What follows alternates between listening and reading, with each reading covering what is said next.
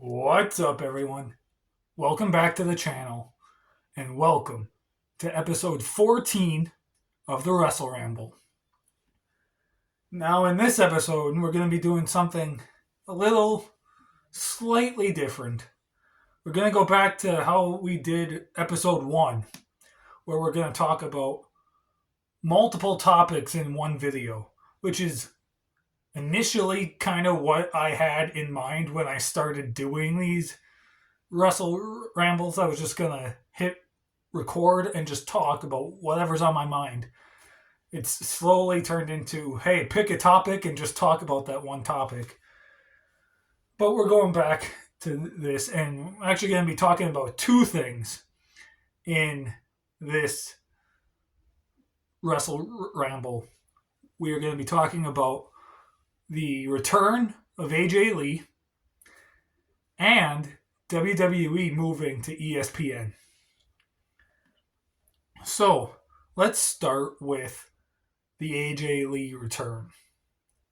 This return is so cool. It's so awesome to see AJ back in WWE again.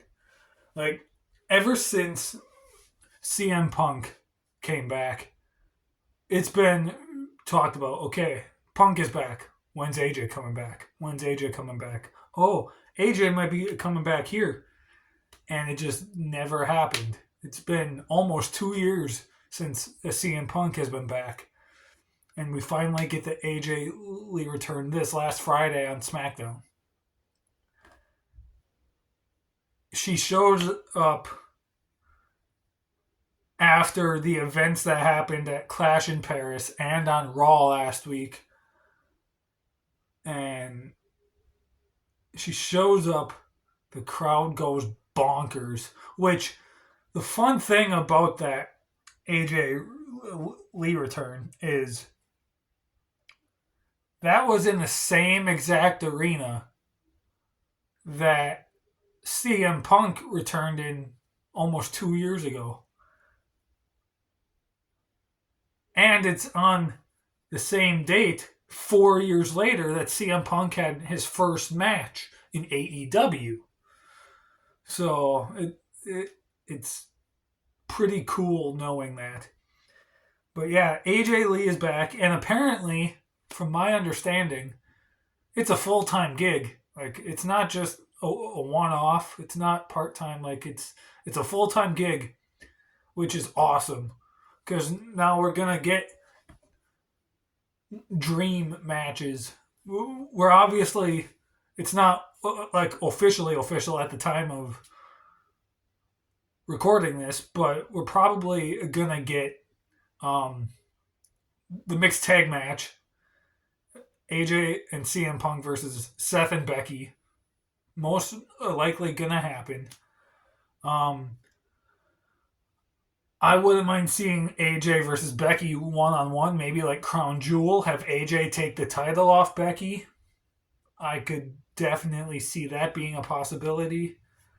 I wouldn't mind, obviously, like AJ Lee, Roxanne Perez, like that's a match that's gotta happen at some point. Maybe a WrestleMania. AJ Lee, Liv Morgan once Liv Morgan returns. Like, majority of the roster now was not on the roster 10 years ago when AJ was around. I mean, um,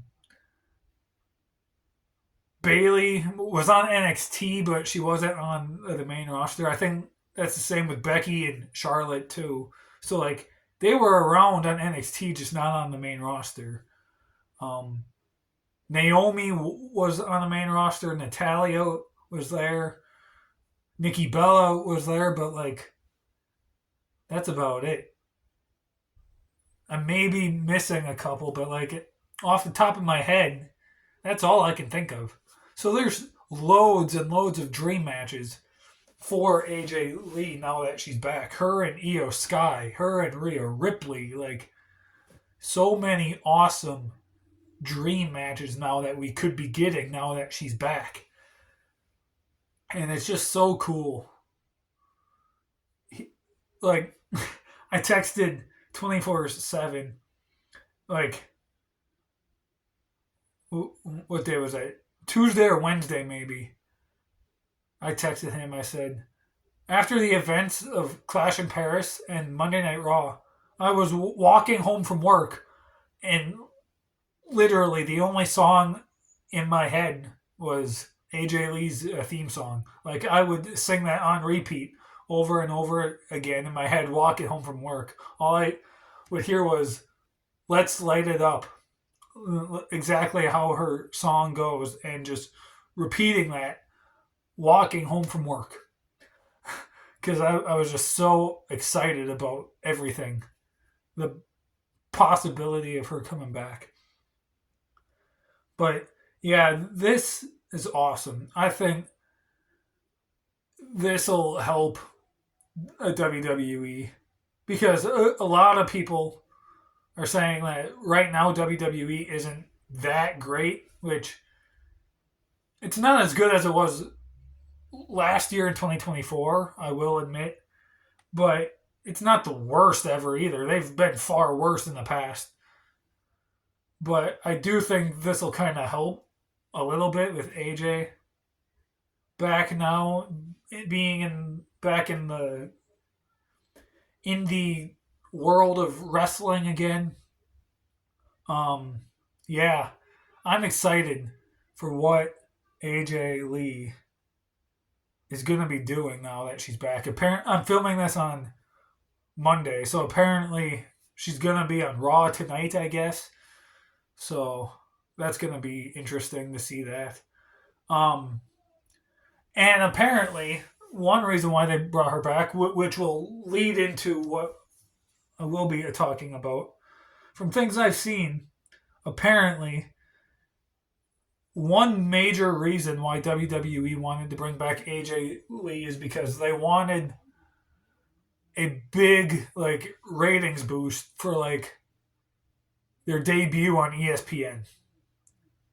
They wanted this one star that would help the ratings of the debut show on ESPN, and AJ Lee is that one star. So now let's jump into the whole ESPN thing. There's pros and cons to WWE going to ESPN. Like, on the one hand, I can see why they're doing it. They're doing it, one, for the money that ESPN is offering them, but two, you always want to try and grow your fan base. Moving to ESPN, it's the same thing they did moving to Peacock from the WWE network.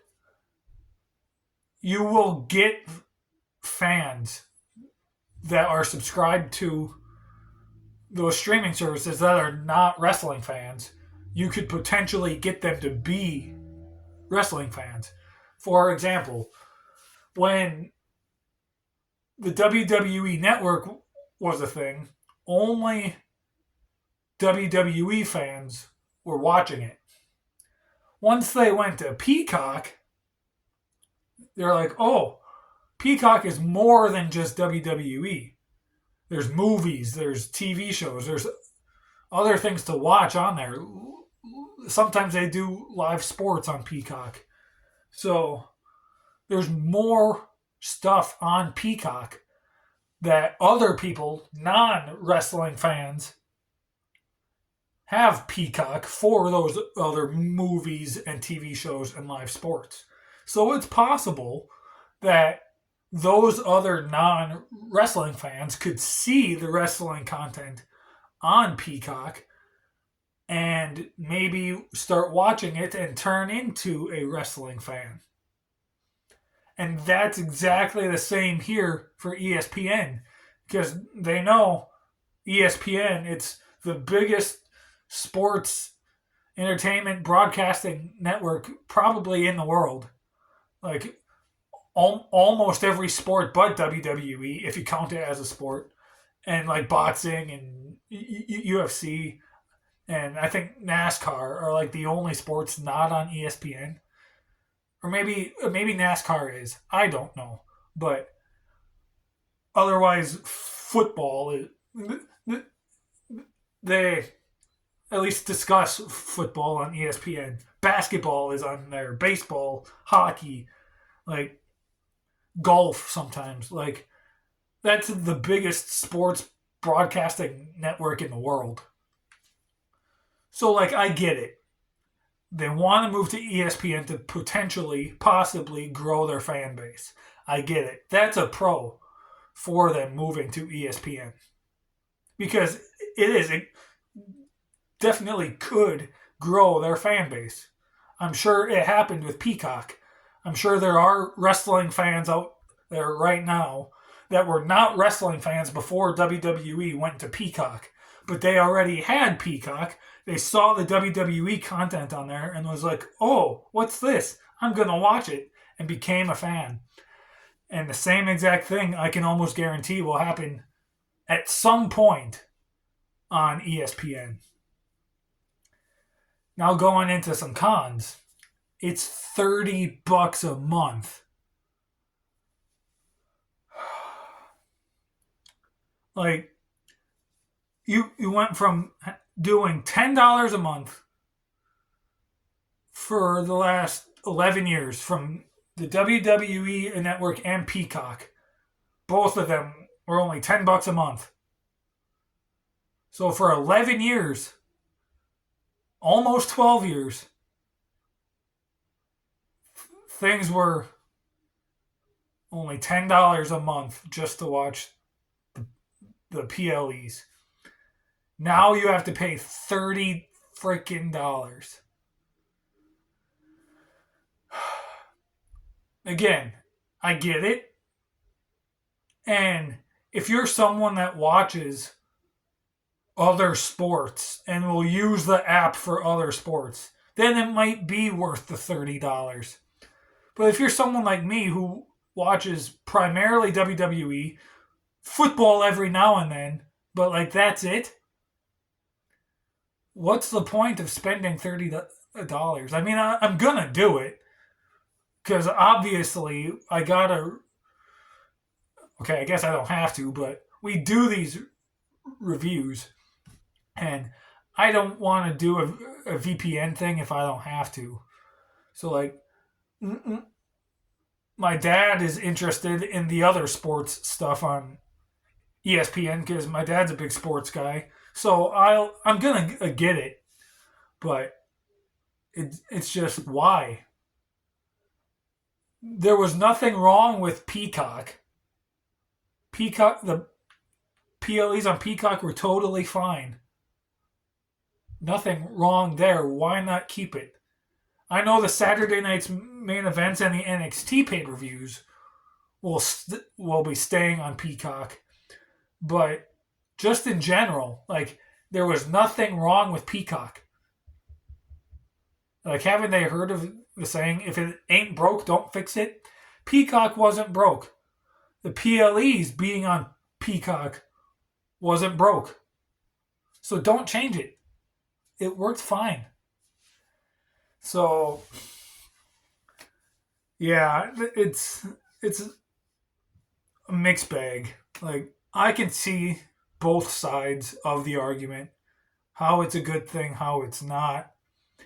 There's, I can almost guarantee you though, there's going to be a lot of fans using a VPN and just going on Netflix to watch them. That's how 24/7 is probably going to be doing it, unless he uses my ESPN account, which we briefly discussed.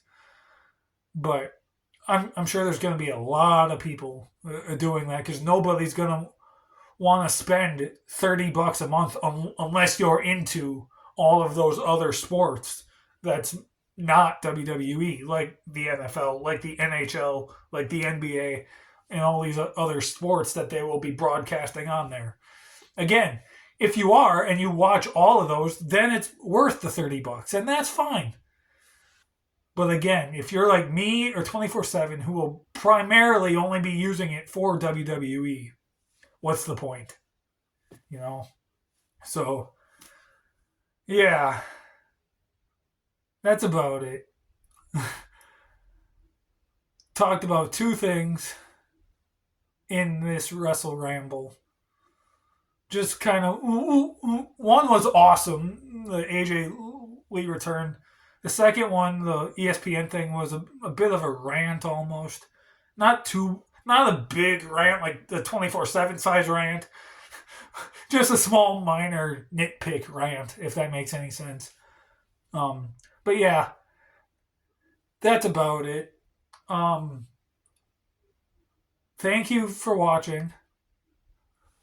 WrestlePalooza is coming up soon, so stay tuned for that. I think I'm going to be reviewing that, and 24/7 will be reviewing All Out if he ever gets his Forbidden Door review done. That was almost 2 weeks ago that happened. So, um, yeah, stay tuned. We got much more content coming. I know a couple weeks ago, a month ago, maybe even a little longer, I teased a new series coming. I still want to do that 24/7. I know you're watching this. I still want to do that, so we gotta do that eventually. You know what I'm talking about. So let's plan a day. Let's get that done.